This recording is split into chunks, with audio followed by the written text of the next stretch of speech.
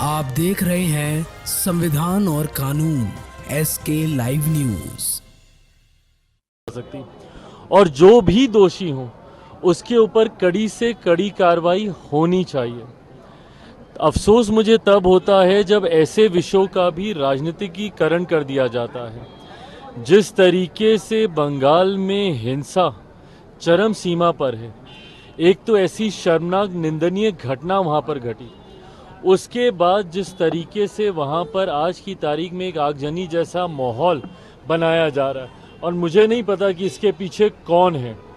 कल जिस तरीके से घटना स्थल पर देर रात हजारों की संख्या में असामाजिक तत्व गए, उन्होंने तोड़फोड़ की, क्या ये किसी साजिश के तहत था? किसी एविडेंस को मिटाने के लिए था? किसी को बचाने के लिए था? किसी को फंसाने के लिए था? ये तमाम बातें जांच का विषय है। पर जब वहां की सरकार इसके ऊपर आंख मूंद कर बैठती है, चिंता वहां से शुरू होती है। और ये वही सरकार है जो देश में कहीं पर भी कोई ऐसी घटना होती है तो सबसे ज्यादा आवाज बुलंद करने वाले ये लोग होते हैं।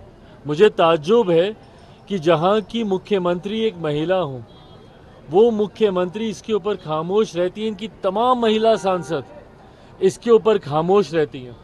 और देश के किसी और कोने में अगर ऐसी घृणित घटना को अंजाम दिया जाता तो सबसे पहले ये लोग मुखर होते हैं।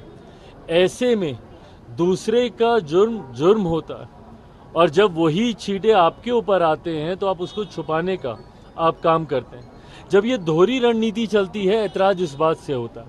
मैं पुनः दोहराता हूँ, देश के किसी कोने में आज मेरे प्रधानमंत्री आदरणीय नरेंद्र मोदी जी ने भी अपने स्वतंत्रता दिवस के कार्यक्रम में देश को संबोधित करते हुए सुबह अपने वक्तव्य में भी ये बात उन्होंने प्रमुखता से कही कि समाज को भी जिम्मेदारी को लेना होगा।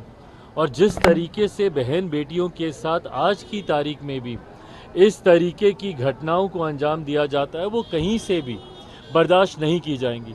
और आने वाले दिनों में न सिर्फ दोषियों को कड़ी से कड़ी सज़ा मिलेगी, बल्कि उस सज़ा का डर दूसरे आरोपियों के मन में भी बैठे, इस बात को भी सुनिश्चित किया जाएगा।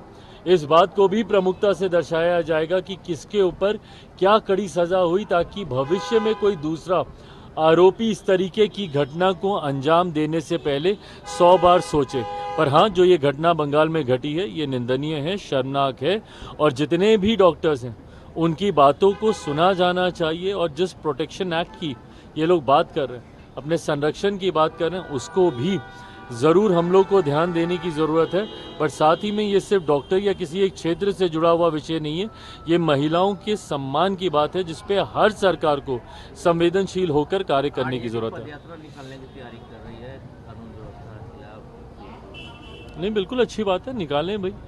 पर ये वही लोग हैं जिनके शासनकाल में कानून व्यवस्था क्या थी वो किसी से छुपा नहीं है।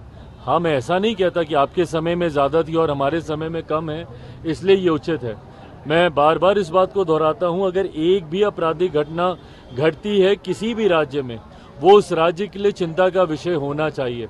हमारे राज्य में भी जिस तरीके से हाल फिलहाल के दिनों में आपराधिक घटनाएं बच्चियों के साथ, छोटी छोटी बच्चियों के साथ दुष्कर्म की घटनाएं घटी हैं, मुजफ्फरपुर की घटना हो, कल भी पार्टी का प्रतिनिधिमंडल, हमारे पार्टी के सांसद उसमें मौजूद रहेंगे, अरुण भारती जी रहेंगे, तमाम लोग कल वहां पर जा रहे हैं। वहां पर इस घटना को की पूरी जानकारी लेकर मैं स्वयं मुख्यमंत्री जी से एक बार ये प्रतिनिधिमंडल मिलकर आ जाए, ये जानकारी उनके साथ मैं साझा करूंगा। तो हमारे राज्य में भी इस तरीके की आपराधिक घटनाओं की कहीं कोई जगह नहीं होनी चाहिए। ऐसे में प्रशासन को और मुस्तैद होने की ज़रूरत है। हर जिले के स्थानीय वहाँ के SP हो, वहाँ का स्थानीय प्रशासन हो, उनको अपनी जिम्मेदारियों को मजबूती से निभाने की ज़रूरत है, ताकि उनके ज़िले में ऐसी घटनाएं पे ना सिर्फ रोक लगे, बल्कि भविष्य में भी ऐसी घटना ना घटे, इसकी जिम्मेदारी हर किसी को लेनी होगी।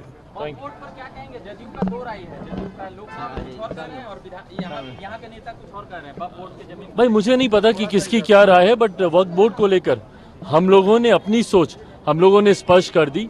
जब ये कैबिनेट में भी जब ये मामला आया था, उस वक्त भी हम लोगों ने स्पष्ट तौर से इसको कहा था कि ये एक कमेटी में ये जाना चाहिए, भले वो कोई स्टैंडिंग कमेटी हो या अब तो इन्होंने ज्वाइंट पार्लियामेंट्री कमेटी का गठन कर दिया गया है। ये हम लोग की मांग थी, क्योंकि एक बड़ा तबका है ऐसा जिसकी शंकाएं तमाम तरीके के इन संशोधनों को लेकर स्वाभाविक होंगी। ऐसे में हर स्टेक होल्डर को अपनी बात रखने का मौका मिलेगा अगर ये विषय कमेटी के पास जाता है।